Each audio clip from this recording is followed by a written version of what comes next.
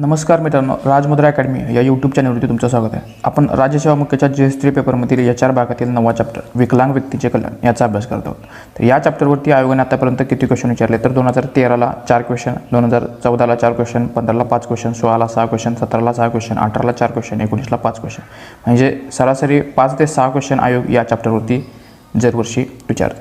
आजच्या लेक्चरमध्ये आपण कोणकोणते पॉईंट बघणार आहोत तर सुरुवातीला आपण देशातील सर्वाधिक अपंगांची संख्या असणाऱ्या राज्यांचा अभ्यास करणार आहोत. त्यानंतर आंतरराष्ट्रीय स्तरावर अपंगासंबंधी कोणकोणत्या घडामोडी झाल्या, सलामांका डिक्लेरेशन, बिहाफ मिलेनियम फ्रेमवर्क, इंचार्ज स्ट्रॅटेजी, अपंग व्यक्तींसाठीचे राष्ट्रीय धोरण, त्यानंतर अपंगांसाठी जे काय कायदे करण्यात आले त्याचा अभ्यास करणार आहोत. भारतीय पुनर्वसन परिषद, नवशिखर चॅनल, पुनर्भाव, मीडिया लॅब एशिया आणि अपंग कल्याण आयुक्तालय महाराष्ट्र राज्य या सर्व गोष्टींचा अभ्यास आपण आजच्या लेक्चरमध्ये करणार आहोत.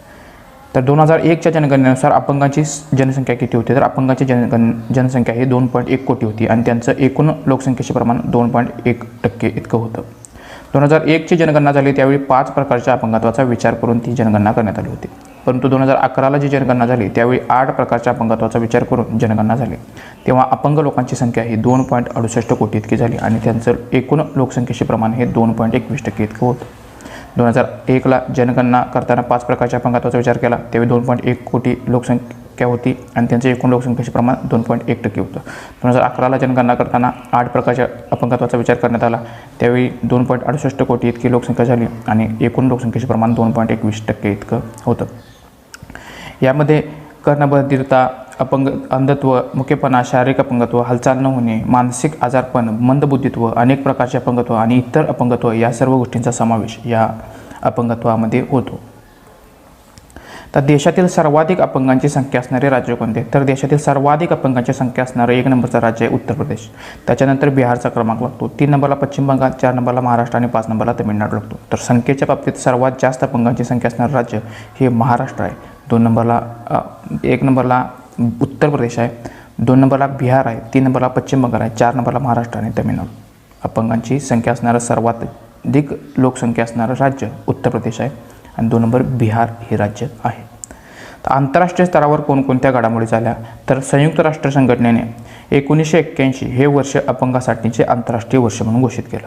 त्यानंतर 2 वर्षांनी म्हणजेच 1983 ते 1992 हे दशक हा कालावधी संयुक्त राष्ट्राकडून अपंगांसाठीचे दशक म्हणून साजरा करण्यात आला. तर 1981चं वर्ष हे आंतरराष्ट्रीय अपंगांसाठीचं आंतरराष्ट्रीय वर्ष म्हणून घोषित केलं. तर 1983 ते 1992 इतका कालावधी हा अपंगांसाठीचे दशक म्हणून आंतरराष्ट्रीय संघटनेने म्हणजे संयुक्त राष्ट्र संघटनेने घोषित केला. त्या अनुषंगाने आंतरराष्ट्रीय स्तरावर अपंगाबाबत विविध बैठका, त्याबाबतची धोरणे, विचार यावर चर्चा होणे अपेक्षित होते. तेव्हा काही प्रमुख घडामोडी घडल्या. त्यातील पहिली घडामोड आहे सलामांका डिक्लेरेशन. सलामांका याच्यावर कुठं आहे तर स्पेनमध्ये सलामांका येत आहे. 1994 साली भरलेल्या परिषदेत एक एज्युकेशन फॉर ऑल अशी घोषणा दिली गेली. 1981ला अपंगासाठीचं आंतरराष्ट्रीय वर्ष घोषित करण्यात आलं. 1983 ते 1992 या काळात अपंगासाठीचं दशक साजरं करण्यात आलं. त्यानंतर 2 वर्षांनी 1994ला सलामांका येथे एक परिषद भरली. त्यामध्ये एज्युकेशन फॉर ऑल अशी घोषणा देण्यात आली. अपंग मुलांना मुख्य प्रवाहात सामावून घेण्यासाठी, भेदभाव कमी होण्यासाठी त्यांना सामान्य शाळेतच समाविष्ट केले जावे आणि त्यांना समान वागणूक मिळावी अशी यामध्ये मागणी मांडण्यात आली.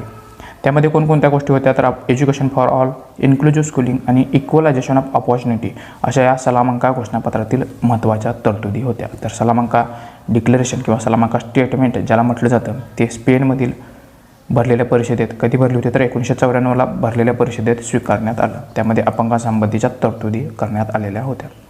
आता बिवाको मिलेनियम फ्रेमवर्क हे कधी स्वीकारण्यात आलं तर 2002ला बिवाको मिलेनियम फ्रेमवर्क स्वीकारण्यात आलं. याचा विषय काय होता तर inclusive, barrier free, right based society for persons with disability in Asia Pacific असं या फ्रेमवर्कचं थीम होती किंवा विषय होता. Inclusive, barrier free, right based society for persons with disability in Asia Pacific असं बिवाको मिलेनियम फ्रेमवर्कचं घोषणा होती किंवा थीम होती. 2002ला हे फ्रेमवर्क स्वीकारण्यात आलं. बिवाको मिलेनियम फ्रेमवर्कमध्ये 7 प्रायोरिटी एरियाज होते. 7 प्रायोरिटी एरिया कोणते होते तर अपंगांसाठी स्वयंसहायता गटाची स्थापना करणे, अपंग महिला लवकरात लवकर निदान आणि शिक्षण, रोजगार प्रशिक्षण, स्वयंरोजगार सहाय्य, सामाजिक वातावरण व वाहतूक व्यवस्था सुखकर बनवणे, दळणवळण, माहिती तंत्रज्ञान यांचाही वापर करणे, क्षमतावृत्तीतून गरिबी निर्मूलन हे 7 प्रायोरिटी एरियाज बिवाको मिलेनियम फ्रेमवर्कचे होते. तर संयुक्त राष्ट्रसंघाचा अपंगत्वाचा अधिकाराचा करार कधी करण्यात आला तर 2007 साली संयुक्त राष्ट्रसंघाच्या अपंगांच्या अधिकाराचा करार करण्यात आला. The convention on the rights of persons with disability हा 2007चा करार आहे. भारताने हा करार 1 ऑक्टोबर 2007 रोजी स्वीकारला. भारत हा करार स्वीकारणारा 7वा देश ठरला. पहिल्याच दिवशी ज्यावेळी हा करार जाहीर करण्यात आला त्याच दिवशी 44 देशांनी सही केला. 44 देशांनी सही केलेला संयुक्त राष्ट्राच्या इतिहासातील हा पहिलाच करार ठरला. समग्र मानवजातीसाठीचा 21व्या शतकातील हा पहिला करार होता. वैद्यकीय दृष्टिकोनातून शारीरिकदृष्ट्या 40% अकार्यक्षमता असल्याचा वैद्यकीय दाखला अधिकृत वैद्यकीय अधिकाऱ्याने दिल्यास संबंधित व्यक्तीला विकलांग ठरवले जाते. तर एखाद्या व्यक्तीला विकलांग कधी ठरवले जाते तर वैद्यकीय दृष्टिकोनातून शारीरिकदृष्ट्या 40% अकार्यक्षम असल्याचा वैद्यकीय दाखला अधिकृत वैद्यकीय अधिकाऱ्याने दिल्यास संबंधित व्यक्तीला विकलांग ठरवले जाते. UNDPच्या अहवालानुसार 80% अपंग हे विकसनशील देशात राहतात. तर संयुक्त राष्ट्रसंघाच्या अपंगाच्या अधिकाराचा करार हा 2007चा आहे. त्याचा स्वीकार भारत सरकारने 1 ऑक्टोबर 2007. अपंगासंबंधीची इंचॉन स्ट्रॅटेजी ही 2012ला घोषित करण्यात आली. इंचॉन हे कोठे शहर आहे तर इंचॉन हे साऊथ कोरियातील शहर आहे. इंचॉन साऊथ कोरिया येथे United nations economic and social commission for Asia Pacific म्हणजेच एस्कॅप हे परिषद भरली होती. यामध्ये अपंगांसाठी इंचॉन स्ट्रॅटेजी घोषित करण्यात आली. या इंचॉन स्ट्रॅटेजीमध्ये मुख्य भर कशावरती होता तर make the rights real for disabled persons in Asia and Pacific. Incheon strategy ही अपंगांसंबंधीची भरलेली एक परिषद होती. साऊथ कोरियामध्ये 2012ला भरली होती. त्याच्यामध्ये जी परिषद भरली त्यामध्ये मुख्य भर कशावर होता तर make the rights real for disabled persons in Asia and Pacific असं इंचॉन स्ट्रॅटेजीचा मुख्य भर होता. तर आत्तापर्यंत 3 महत्त्वाच्या आंतरराष्ट्रीय घडामोडी बघितल्या. सलामांका डिक्लेरेशन 1994चं, बिवाको मिलेनियम फ्रेमवर्क 2002चं आणि इंचॉन स्ट्रॅटेजी ही 2012ला. ह्या तिन्ही घडामोडी अपंगाशी संबंधित घडामोडी होत्या. तर अपंग व्यक्तींसाठीचं राष्ट्रीय धोरण कधी घोषित करण्यात आलं तर 2006 साली अपंग व्यक्तींसाठीचं राष्ट्रीय धोरण घोषित करण्यात आलं. National policy for persons with disabilities हे 2006ला घोषित करण्यात आलं. यामधील आकडेवारीनुसार काय सांगितलं होतं तर 2001च्या जनगणनेनुसार 2.13% व्यक्ती म्हणजेच 2.19 कोटी व्यक्ती अपंग होत्या. तर 2011च्या जनगणनेनुसार त्यांचे प्रमाण 2.68 कोटी इतके झाले होते. अपंगांपैकी 75% लोक हे ग्रामीण भागात वास्तव्यास आहेत. 49% लोक निरक्षर आहेत. 34% लोक हे रोजगारप्राप्त आहेत. या धोरणानुसार वैद्यकीय पुनर्वसनाची जागा ही सामाजिक पुनर्वसनाने घेतलेली आहे. तर अपंग व्यक्तींसाठीचं राष्ट्रीय धोरण 2006ला घोषित करण्यात आलं. यानुसार काय सांगितलं की जितके अपंग लोक आहेत त्यापैकी 75% लोक हे ग्रामीण भागात राहतात. त्यातील एकूण अपंगांपैकी 49% अपंग हे निरक्षर आहेत. तर एकूण अपंगांपैकी 34% लोकांना फक्त रोजगार प्राप्त आहे असं अपंग व्यक्तींसाठीचं राष्ट्रीय धोरण घोषित करण्यात आलं. त्यामध्ये आकडेवारी सांगण्यात आली. या धोरणानुसार म्हणजे 2006चं जे धोरण होतं त्यानुसार वैद्यकीय पुनर्वसन जे अपंगांचं केलं जात होतं त्याच्या बदली आता सामाजिक पुनर्वसन केलं जाईल असं घोषित करण्यात आलं. तर अपंग व्यक्तींसाठीचं राष्ट्रीय धोरण हे 2006 साली घोषित करण्यात आलं. आता अपंगांसाठीचे काही महत्त्वाचे कायदे कोणते आहेत तर त्यामध्ये पहिल्यांदा कायदे तयार करण्यापूर्वीची पार्श्वभूमी काय होते तर 1 ते 5 डिसेंबर 1992 रोजी आशिया खंड आणि प्रशांत महासागर या क्षेत्रातील अपंगांसाठी 10 वर्षाच्या कालावधीसाठी आर्थिक सामाजिक विभागाच्या आयोजनाची एक बैठक भरली होती. या जाहीरनाम्यावरती भारताने सही केली आणि त्यावर आधारितच अपंग पुनर्वसन कायदा 1995 हा अंमलात आला. तर अपंग पुनर्वसन कायदा 1995ला जो अंमलात आला होता त्याला पार्श्वभूमी काय होते तर 1992ला आशिया खंड आणि प्रशांत महासागर या क्षेत्रातील अपंगांसाठी 10 वर्षाच्या कालावधीसाठी एक वार्षिक सामाजिक विभागाच्या आयोजनाची बैठक ठरली होती. त्यानुसार त्या जाहीरनाम्यावर भारताने सही केल्यामुळे अपंगांच्या पुनर्वसनासाठी कायदा करणं गरजेचं होतं. त्यामुळे 1995ला एक कायदा करण्यात आला. तर 1995ला कोणता कायदा करण्यात आला तर अपंग व्यक्ती समान संधी हक्कांचे संरक्षण आणि संपूर्ण सहभाग कायदा 1995. या कायद्यानुसार अपंग व्यक्तींना शिक्षण, रोजगार, व्यावसायिक प्रशिक्षण, पुनर्वसन इत्यादी पुरवण्याची जबाबदारी ही सरकारची आहे. तसेच त्यांना बेरोजगार भत्त्याचीही तरतूद यामध्ये करण्यात आलेली आहे. या कायद्याची अंमलबजावणी करताना कोणकोणत्या योजना तयार करण्यात आल्या तर त्यामध्ये scheme for providing employment to persons with disabilities in private sector, incentives to employer. 1995ला जो कायदा करण्यात आला होता त्यातील तरतुदींची अंमलबजावणी करण्यासाठी एक स्कीम सुरू करण्यात आली अपंगांना रोजगार पुरवण्यासाठी. कोणते होते तर providing employment to persons with disabilities in private sector, incentives to employer. 1995च्या कायद्यातील कलम 31मध्ये शासकीय नोकरीत अपंगांना 3% आरक्षणाची तरतूद करण्यात आली. 1995च्या कायद्यातील कलम 41मध्ये खाजगी कंपन्यांमध्ये एकूण कामगारांमध्ये 5% अपंग लोकांना सामावून घेण्याची तरतूद करण्यात आली. तर शासकीय नोकरीमध्ये 3% अपंग सामावून घेतले जातील, तर प्रायव्हेट किंवा खाजगी कंपनीमध्ये 5% अपंग लोक सामावून घेतले जातील असे 1995च्या कायद्यानं सांगितलं. 2006च्या राष्ट्रीय अपंगांसाठीच्या धोरणानुसार ज्या कंपन्या अपंगांना नोकरीमध्ये सामावून घेण्यासाठी पुढाकार घेतील त्यांना प्रोत्साहन, पुरस्कार आणि कर सवलत देण्याची सुद्धा तरतूद ही 2006च्या राष्ट्रीय धोरणामध्ये करण्यात आली. तर 1995 साली अपंग व्यक्तींसाठीचा कायदा मंजूर करण्यात आला.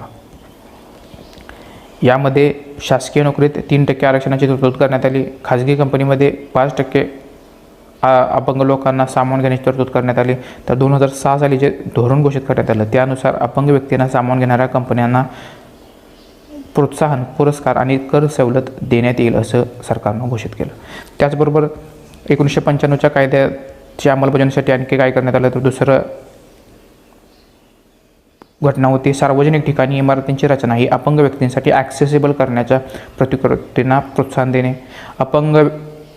अपंगांच्या पुनर्वसनासाठी एकात्मिक प्रादेशिक केंद्र म्हणजेच कॉम्पोजिट रिजनल सेंटर स्थापन करण्याची तरतूद सुद्धा करण्यात आली. 5 ठिकाणी अशी प्रादेशिक केंद्र सुरू करण्यात आली. श्रीनगर, सुंदरनगर हिमाचल प्रदेश, सुंदरनगर कोणता आहे तर हिमाचल प्रदेशमधील लखनौ, भोपाळ आणि गुवाहाटी या 5 ठिकाणी अपंगाच्या पुनर्वसनासाठी एकात्मिक प्रादेशिक केंद्र सुरू करण्यात आली. यामध्ये शिक्षण, आरोग्य, रोजगार आणि व्यावसायिक प्रशिक्षण, संशोधन आणि मनुष्यबळ विकास, पुनर्वसन यांचा समावेश करण्यात आला. त्याच्याबरोबर चौथी गोष्ट कोणती करण्यात आली तर जिल्हा अपंग पुनर्वसन केंद्र स्थापन करण्यात आले. जिल्हा अपंग पुनर्वसन केंद्र म्हणजे डिस्ट्रिक्ट डिसॅबिलिटी रिहॅबिलिटेशन सेंटर्स 2012पर्यंत 100 अशी केंद्र उभारण्याचे उद्देश ठेवण्यात आले. याचा अंमल 1996 पासून सुरू करण्यात आला. जिल्हा अपंग पुनर्वसन केंद्र स्थापन करण्यास 1996 पासून सुरू करण्यात आली. 1995च्या कायद्याची तरतुदीची अंमलबजावणी करण्यासाठी 1996 पासून जिल्हा अपंग पुनर्वसन केंद्र स्थापन केली जाऊ लागली. त्याचबरोबर वैधानिक समिती स्थापन 1995च्या कायद्याला अनुसरून सरकारने कोणकोणत्या वैधानिक समित्या स्थापन केल्या तर केंद्रीय समन्वय समिती आणि केंद्रीय कार्यकारी समिती या 2 समित्या 1995च्या कायद्याअंतर्गत स्थापन करण्यात आल्या. केंद्रीय समन्वय समिती म्हणजे सेंट्रल कोऑर्डिनेशन कमिटी अपंग व्यक्ती कायदा 1995 अंतर्गत ही समिती स्थापन करण्यात आली. याचे अध्यक्ष कोण असतात तर सामाजिक न्याय आणि सबलीकरण मंत्रालयाचे मंत्री हे या समितीचे अध्यक्ष असतात. तर केंद्रीय कार्यकारी समिती जे सेंट्रल एक्झिक्युटिव्ह कमिटी असते ही सुद्धा अपंग व्यक्ती कायदा 1995ला अनुसरून स्थापन करण्यात आली. याचे अध्यक्ष कोण असतात तर सामाजिक न्याय व सबलीकरण मंत्रालयाचे सचिव जे असतात ते केंद्रीय कार्यकारी समिती म्हणजेच एक्झिक्युटिव्ह कमिटीचे अध्यक्ष हे सचिव असतात. तर कोऑर्डिनेशन कमिटीचे अध्यक्ष हे मंत्री असतात, केंद्रीय मंत्री याचे अध्यक्ष असतात. आता पुढचा कायदा आहे ऑटिझम, सेरेब्रल पाल्सी, मानसिक मंदता आणि बहुविकलांगताने ग्रस्त व्यक्तींच्या कल्याणासाठी राष्ट्रीय न्यास अधिनियम 1999. 1999चा अधिनियम आहे तो कशासाठी तर राष्ट्रीय न्यास अधिनियम आहे. या अंतर्गत राष्ट्रीय न्यास स्थापन करण्यात आलेले आहे. ऑटिझम, सेरेब्रल पाल्सी, मानसिक मंदता आणि बहुविकलांगताने ग्रस्त असलेल्या व्यक्तींच्या कल्याणासाठी राष्ट्रीय न्यास अधिनियम 1999. या 1999च्या कायद्याअंतर्गत नॅशनल ट्रस्ट म्हणजे राष्ट्रीय न्यास स्थापन करण्यात आले. याचा उद्देश काय तर विकलांग व्यक्तींना स्वतंत्रपणे जगण्यासाठी किंवा समुदायामध्ये जगण्यासाठी सक्षम बनवणे हा 1999चा कायद्याचा उद्दिष्ट आहे. तसेच जिल्हा स्तरावर स्थानिक स्तरीय समिती या स्थापनेची तरतूद करण्यात आलेली आहे. या समितीमार्फत विकलांग व्यक्तीसाठी एक न्यायिक पालकाची म्हणजेच लिगल गार्डियनची नेमणूक केली जाते. पालक विकलांग व्यक्तीच्या संगोपन तसेच संपत्तीला जबाबदार असतो. मानसिक रोगाने ग्रस्त व्यक्तींच्या उपचार व देखरेखीसाठी मानसिक आरोग्य अधिनियम 1987 हा कायदा संमत केला होता. मानसिक रोगांच्या उपचारासाठी आणि देखभालासाठी सरकारने कोणता कायदा पास केला होता किंवा संमत केला होता तर 1987चा कायदा हा मानसिक रोगांसाठी पास केला होता. तर ऑटिझम, सेरेब्रल पाल्सी, मानसिक मंदता आणि बहुविकलांगतेने ग्रस्त व्यक्तींच्या कल्याणासाठी राष्ट्रीय न्यास अधिनियम हा 1999 स्थापन केलेला आहे. या कायद्याअंतर्गत राष्ट्रीय न्यास म्हणजेच नॅशनल ट्रस्ट स्थापन करण्यात आले. या कायद्याचा उद्देश काय होता तर विकलांग व्यक्तींना स्वतंत्रपणे जगण्यासाठी किंवा समुदायामध्ये जगण्यासाठी सक्षम बनवणे हा या 1999च्या कायद्याचा उद्देश होता. त्यानंतर अपंग व्यक्तींच्या हक्काविषयीचा कायदा 2016चा आहे, म्हणजेच right of persons with disabilities act 2016. हा कायदा persons with disabilities, equal opportunity, protection of rights and full participation हा जो 1995चा कायदा होता त्या कायद्याऐवजी लागू करण्यात आला. 2016चा जो दुरुस्ती नवीन कायदा तयार करण्यात आला अपंग व्यक्तींच्या हक्कांविषयीचा कायदा हा 1995च्या कायद्याची जागा घेणार आहे. हा कायदा convention on the rights of persons with disabilities हे जे कन्व्हेन्शन आहे युनायटेड नेशन्सचं, convention on the rights of persons with disabilities is an international human rights treaty of the united nations intended to protect rights and dignity of persons with disabilities. म्हणजे अपंगांसाठी हे जे convention घोषित करण्यात आलं होतं त्यासंबंधीचा ड्राफ्ट हा 2006ला तयार करण्यात आला होता आणि यासंबंधी जो ड्राफ्ट तयार करण्यात आला होता त्याच्यावरती सह्या ह्या 2007मध्ये करण्यात आल्या होत्या आणि हा करार म्हणजे हे कन्व्हेन्शन 2008मध्ये अंमलात आलेलं होतं. तर convention on the rights of persons with disabilities यासंबंधीचा ड्राफ्ट 2006ला तयार केला होता. या ड्राफ्टवरती 30 मार्च 2007ला सह्या करण्यात आल्या होत्या आणि 3 मे 2008पासून हा करार अंमलात आलेला होता. हे जे कन्व्हेन्शन होतं convention on the rights of persons with disability यासंबंधीचा ड्राफ्ट 2006ला तयार केला होता. याच्यावरती सह्या 2007ला झाल्या होत्या आणि हा 2008पासून अंमलात आला होता. या कन्व्हेन्शनच्या किंवा या कायद्याची अंमलबजावणी या करारातील तरतुदी पूर्ण करण्यासाठी अपंग व्यक्तींच्या हक्काविषयीचा कायदा 2016 हा मंजूर करण्यात आला. हा जो 2016चा कायदा होता त्या कायद्याची अंमलबजावणी 27 डिसेंबर 2016पासून सुरू करण्यात आली. या कायद्यानुसार बेंचमार्क अपंगत्व म्हणजेच नमूदीचे 21 प्रकारांपैकी एकात 40% जास्त अपंगत्व असणे म्हणजेच बेंचमार्क डिसॅबिलिटीज असं घोषित करण्यात आलं. सुरुवातीला जे 1995चा कायदा होता त्याच्यामध्ये अपंगत्वाचे एकूण 7 अपंगत्व समाविष्ट करण्यात आले होते. 2016च्या कायद्यानुसार त्यामध्ये वाढ करून 21 अपंगत्व यामध्ये समाविष्ट करण्यात आलेली आहेत. तर हा जो 2016चा कायदा आहे त्यानुसार आरक्षण कसं सांगितलं आहे तर उच्च शिक्षणात अपंगांना 5% आरक्षण असेल, शासकीय नोकरीत 4%पेक्षा कमी आरक्षण असणार नाही, प्रशासकीय योजनांमध्ये 5%पेक्षा कमी आरक्षण असणार नाही अशी आरक्षणाची तरतूद ही 2016च्या कायद्यानुसार करण्यात आली. उच्च शिक्षणात अपंगांसाठी 5% आरक्षण, शासकीय नोकरीत 4% आरक्षण, प्रशासकीय योजनांमध्ये 5%पेक्षा कमी आरक्षण असणार नाही. त्याचबरोबर 6 ते 18 वर्ष वयोगटातील मुलांना मोफत शिक्षणाची तरतूद सुद्धा या कायद्याने केलेलं आहे. अपंग विद्यार्थ्यांना मोफत शिक्षणाची तरतूदसुद्धा 2016च्या कायद्याने केली आहे. यामध्ये कोणत्या वयोगटातील बालक समाविष्ट असतील तर 6 ते 18 वर्ष वयोगटातील अपंग व्यक्ती हे मोफत शिक्षणाचा लाभ घेऊ शकतात. तसेच राज्य आणि केंद्र शासन स्तरावर सल्लागार मंडळाची स्थापना करण्याची तरतूदसुद्धा या 2016च्या कायद्याने केलेली आहे. त्यानुसार केंद्रीय अपंगत्व सल्लागार मंडळाची स्थापना करण्यात आली. याचे अध्यक्ष कोण असतात तर अपंगत्व कामकाज विभागाचे जे मंत्री असतात ते अपंगत्व सल्लागार मंडळाचे अध्यक्ष असतील. केंद्रीय अपंगत्व सल्लागार मंडळाचे अध्यक्ष कोण असतील तर अपंगत्व कामकाज विभागाचे मंत्री. यांचं कार्य काय असणार आहे तर अपंग व्यक्तीचे सबलीकरण, हक्कांचा पूर्ण उपभोग यासाठी सर्वसमावेशक धोरण तयार करण्यास मदत करणे हे केंद्रीय अपंगत्व सल्लागार मंडळाचं कार्य आहे. तसेच केंद्र आणि राज्य सरकारना सल्ला देण्याचं कार्य हे केंद्रीय अपंगत्व सल्लागार मंडळ करते. याचे अध्यक्ष हे अपंगत्व कामकाज विभागाचे मंत्री असतात. तर राज्य सल्लागार मंडळ state advisory board on disabilities निक्षमतेवरती म्हणजेच अपंगत्वासंबंधीचे सल्लागार मंडळ हे राज्य स्तरावरती सुद्धा स्थापन केलं जातं. तर या मंडळाचे अध्यक्ष कोण असतात तर अपंगत्व कामकाज विभागाचे जे राज्याचे अपंगत्व कामकाज विभाग आहे त्याचे मंत्री असतात ते राज्य निक्षमतेवरील सल्लागार मंडळाचे पदसिद्ध अध्यक्ष असतात.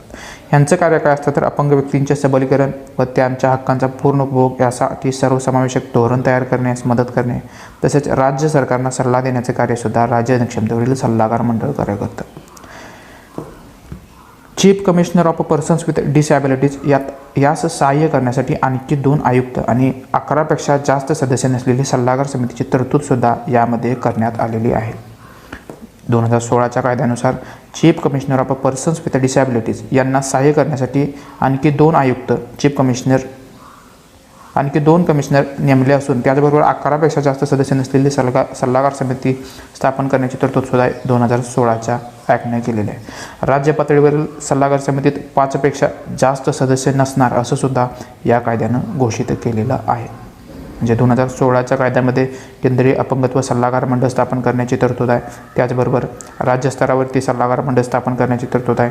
त्याचबरोबर chief commissioner of persons with disabilities यांना सहाय्य करण्यासाठी 2 आयुक्त वाढवण्यात आलेत आणि 11पेक्षा जास्त सदस्य नसलेली सल्लागार समितीची तरतूदसुद्धा करण्यात आलेली आहे.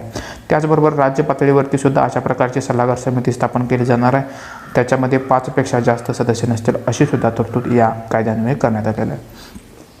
तर हा जो 2016चा ॲक्ट आहे त्या कायद्यानुसार जर एखादा गुन्हेगार दोषी ठरला, या गुन्ह्यासाठी शिक्षा काय सांगितली तर या कायद्यातील तरतुदीचे उल्लंघन केल्यास 6 महिन्यांपर्यंतचा कारावास किंवा 10,000 रुपयेपर्यंतचा दंड किंवा दोन्ही शिक्षेची तरतूद या कायद्यानुसार केलेली आहे. गुन्हा पुन्हा त्याच व्यक्तीकडून घडल्यास त्याला 2 वर्षापर्यंत कारावास किंवा 50,000 रुपये दंड किंवा दोन्ही शिक्षा अशा होऊ शकतात.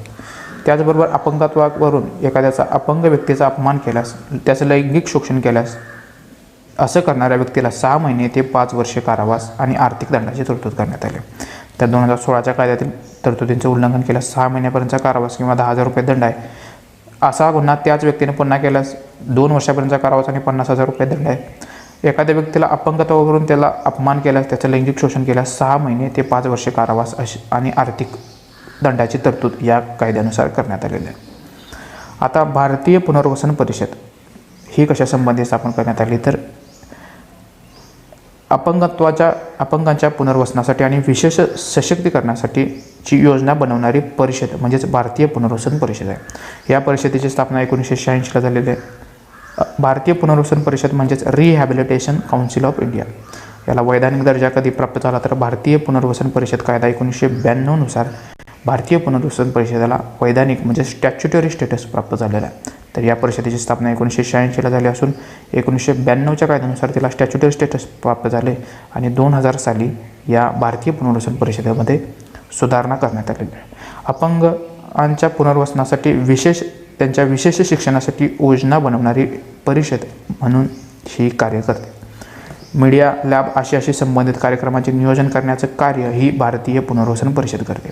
भारतीय पुनर्वसन परिषद काय करते तर मीडिया लॅब अशी आहे जी संस्था आहे, ही संस्था जे काही कार्यक्रम बनवते त्यांचं नियोजन करण्याचं कार्य भारतीय पुनर्वसन परिषद करते. तर हे मीडिया लॅब अशामार्फत कोणकोणते कार्यक्रम आखले जातात तर नवशिखर चॅनेल, पुनर्भाव पोर्टल. नवशिखर चॅनेल कधी सुरू करण्यात आलं तर 2007ला हे चॅनल सुरू करण्यात आलं. हा प्रकल्प मीडिया लॅब अशाद्वारे 3 वर्षांसाठी सुरू करण्यात आला. या प्रकल्पास तांत्रिक सहाय्य कोण करते तर इस्रो या संस्थेचे तांत्रिक सहाय्य या नवशिखर चॅनेलला प्राप्त झालेलं आहे. अपंगांच्या शिक्षणासाठीच तसेच पुनर्वसनासाठी गुणात्मक प्रशिक्षण देण्याचा उद्देश हा नवशिखर चॅनेलचा आहे. मीडिया लॅब अशाकडून 6 वर्षे निधी मिळाल्यानंतर 2013 पासून हा प्रकल्प बंद करण्यात आला. तर 2007ला नवशिखर चॅनेल मीडिया लॅब अशामार्फत सुरू करण्यात आलं. हे 3 वर्षासाठी सुरू झालं होतं परंतु 6 वर्षांनी हे चॅनेल बंद पडलं. 2013 पासून हा प्रकल्प बंद पडला. या प्रकल्पासाठी इस्रोनं तांत्रिक सहाय्य पुरवलं होतं. अपंगांच्या शिक्षणासाठी तसेच पुनर्वसनासाठी गुणात्मक प्रशिक्षण देण्याचा उद्देश हा नवशिखर चॅनेलचा होता. आता वेब पोर्टल हे अपंगांच्या कल्याणासाठी सुरू करण्यात आलेलं आहे. पुनर्भाव या पोर्टलचा ॲड्रेस काय तर www.punarbhav.in असा पुनर्भाव वेब पोर्टलचा ॲड्रेस आहे. याची सुरुवात 2008ला करण्यात आली. नवशिखर चॅनेल 2007ला तर पुनर्भाव वेब पोर्टल 2008ला सुरू करण्यात आला. यामध्ये अपंगांविषयी सर्व माहिती आणि पुनर्वसनाबाबत सर्व उपभोग तरतुदी नमूद केलेल्या आहेत. मीडिया लॅब आशिया या संस्थेची मदत ही पुनर्भाव वेब पोर्टलला प्राप्त झाली. नवशिखर चॅनेल आणि पुनर्भाव वेब पोर्टल हे दोन्ही कार्यक्रमांना मीडिया लॅब आशियाची मदत प्राप्त झालेली आहे. नवशिखर चॅनेल 2007ला सुरू झाले तर पुनर्भाव वेब पोर्टल 2008ला सुरू झालेलं आहे. तर मीडिया लॅब आशिया हे नेमकं काय आहे तर ही कसली संस्था आहे किंवा कोणती इन्स्टिट्यूट आहे तर डिजिटल इंडिया कॉर्पोरेशन ही जी संस्था स्थापन झाली होती मीडिया लॅब आशिया या नावानं 2001ला स्थापन झाली होती. त्याचं नामकरण करून आता डिजिटल इंडिया कॉर्पोरेशन या नावानं ही संस्था ओळखली जाते. Digital India corporation was founded as a media lab Asia in 2000 म्हणजे 2001ला डिजिटल इंडिया कॉर्पोरेशन ही संस्था मीडिया लॅब आशिया या नावाने स्थापन करण्यात आली होती. ही एक not for profit research entity आहे. ही कोणकोणत्या संस्थेमुळे स्थापन करण्यात आली का कोणकोणत्या संस्थेच्या पुढाकाराने स्थापन करण्यात आली, तर MIT मीडिया लॅब आणि ministry of communication and information technology ही जी गव्हर्नमेंट ऑफ इंडियाचं मंत्रालय आहे, या दोघांच्या पुढाकाराने मीडिया लॅब एशिया या संस्थेची स्थापना करण्यात आली. MIT मीडिया लॅब आणि ministry of communications and information technology या दोघांच्या पुढाकाराने मीडिया लॅब एशियाची स्थापना 2001ला करण्यात आली. याचा ऑब्जेक्टिव्ह काय आहे, तर its objective are to bring the benefits of information and communications technology to the people in Asia and around the world. म्हणजे इन्फॉर्मेशन टेक्नॉलॉजी प्रत्येक लोकांपर्यंत पोहोचवण्याचं कार्य हे मीडिया लॅब एशियाचं आहे. मीडिया लॅब एशियाची स्थापना 2001ला स्थापन करण्यात आलेली होती. आता सध्या या संस्थेचं नाव काय, तर डिजिटल इंडिया कॉर्पोरेशन असं या मीडिया लॅब एशिया या संस्थेचं नाव आहे. अल्मिको ही संस्था काय आहे, तर artificial limbs manufacturing corporation of India म्हणजेच artificial limbs manufacturing corporation of India ALIMCO याचं हेडक्वार्टर कुठं आहे, तर कानपूर या ठिकाणी याचं हेडक्वार्टर आहे. ही कधी स्थापन करण्यात आलेली संस्था आहे, तर 1972ला स्थापन करण्यात आलेली संस्था. याचं कार्य काय आहे, तर अपंग व्यक्तीला पुनर्वसनास मदत करण्यासाठी लोकांना प्रशिक्षित करण्याचं कार्य हे भारतीय कृत्रिम अंग उत्पादन महामंडळ कानपूर या संस्थेचं कार्य आहे. ही संस्था अपंगांसाठी ज्या काही वस्तू लागतात किंवा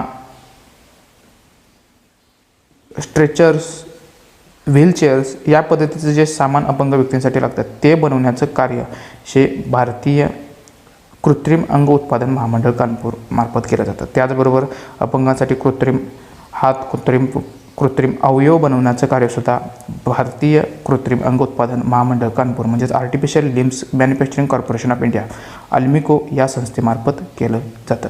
ह्याचं हेडक्वार्टर कानपूरमध्ये आणि या संस्थेची स्थापना 1972ला झालेली आहे. यांचे मार्केटिंग सेंटर्स कुठे आहेत, तर हे लक्षात ठेवण्याची गरज नाही. कोलकाता, मुंबई, चेन्नई, भुवनेश्वर, दिल्ली तसेच राष्ट्रीय संस्था आणि स्वयंसेवी मार्केटिंग सेंटर उभारले जातात. याचे प्रादेशिक पुनर्वसन केंद्र हे श्रीनगर, लखनौ, भोपाळ, सुंदरबन, अहमदाबाद, कोझिकोड आणि गुवाहाटी या ठिकाणी. अपंग व्यक्तीला पुनर्वसनास मदत करण्यासाठी लोकांना प्रशिक्षित करण्याचं कार्यसुद्धा भारतीय कृत्रिम अंग उत्पादन महामंडळ कानपूरमार्फत केलं जातं. तर अपंग व्यक्तींसाठी कृत्रिम अवयव बनवण्याचं कार्य हे artificial limbs manufacturing corporation of India या संस्थेमार्फत केलं जातं. केंद्रीय अपंग कल्याण आयुक्तालय. केंद्रीय अपंग कल्याण आयुक्तालयाची स्थापना कोणत्या कायद्याअंतर्गत करण्यात आली, तर अपंग व्यक्ती, समान संधी यांचे संरक्षण, संपूर्ण सहभाग अधिनियम 1995चा हा जो कायदा होता त्यातील तरतुदीनुसार केंद्रीय अपंग कल्याण आयुक्तालयाची स्थापना करण्यात आली. याचे प्रमुख कोण असतात, तर chief commissioner of persons with disabilities हे केंद्रीय अपंग कल्याण आयुक्तालयाचे प्रमुख असतात.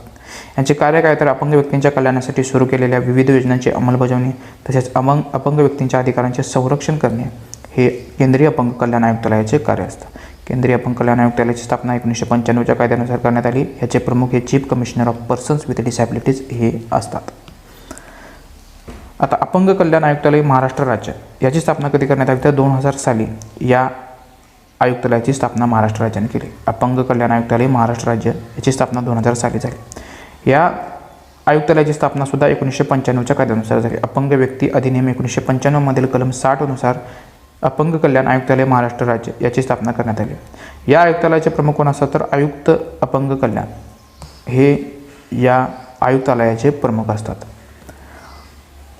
आयुक्त अपंग कल्याण हे जे आयुक्तालयाचे प्रमुख असतात त्यांचे कर्तव्य कोणकोणते आहेत, तर त्यांचं पहिलं कर्तव्य आहे राज्य सरकारने अपंग व्यक्तींच्या कल्याणार्थ वितरित केलेल्या निधीचे उपयोगितेचे सहनियंत्रण राखणे व अपंग व्यक्ती अधिनियम 1995 कायद्यातील सर्व तरतुदींची अंमलबजावणी करण्याचं कार्य आहे.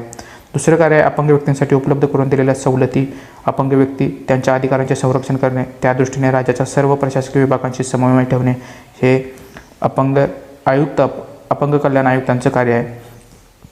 अपंग कल्याण आयुक्त हे स्वतःहून किंवा अन्यायाने बाधित झालेल्या अपंग व्यक्तीने अर्ज केल्यास खालील बाबतीत अपंग व्यक्तीची तक्रार दाखल करून घेऊ शकतात. कोणकोणत्या बाबतीत, तर अपंग व्यक्तीच्या अधिकारांचे उल्लंघन झाल्याबद्दलच्या प्रकरणाबाबत ते तक्रार दाखल करून घेऊ शकतात. अपंग व्यक्तीकरिता सक्षम प्राधिकारी यांनी निर्गमित केलेले कायदे, नियम, उपनियम, निर्देश यांची अंमलबजावणी न झाल्यास त्या प्रकरणाबाबत ते तक्रार दाखल करून घेऊ शकतात.